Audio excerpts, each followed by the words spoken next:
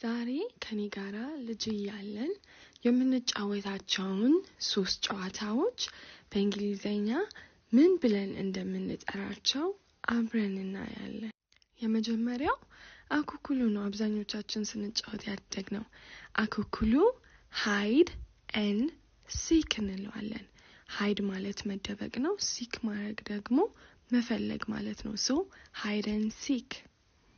ሁለተኛው ደግሞ የሴቶች ጨዋታ የሆነው አብዛኛውን ጊዜ ሰኞ ማክሰኞ ወይም ሆፕ ስኮች ሰኞ ማክሰኞ ይባላል ማለት ነው።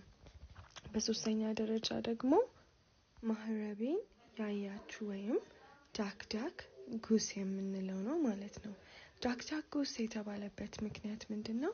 በኢትዮጵያ ማህረቡ የተደበቀበት ልጅ እንደሚዞር ሁሉ እዚህ ጋም ዳክ ጉስ ዳክ ያው ዳክዬ ነው። ጉስ ደግሞ የዳክዬ አይነት ሆኖ ለየት ያለ ነው። ሶ የነካቸው ዳክ ጉስ የተባለው ሰው ከዳክዬ ለየት ያለ ስለሆነ እሱ ማህረቡን እንደተደበቀበት ሰው ሆኖ ይሮጣል ማለት ነው። ያው ካልቸራል ልዩነት ስላለን ነው የነሱ በእንደዚህ አይነት መንገድ የሆነው። ሶ ዛሬ 3 ነገር አይተናል። hide and seek, duck goose እና hop scotch። አኩኩሉ ሰኞ ማክሰኞ እና ማህረቤን ያያችሁ ማለት ነው።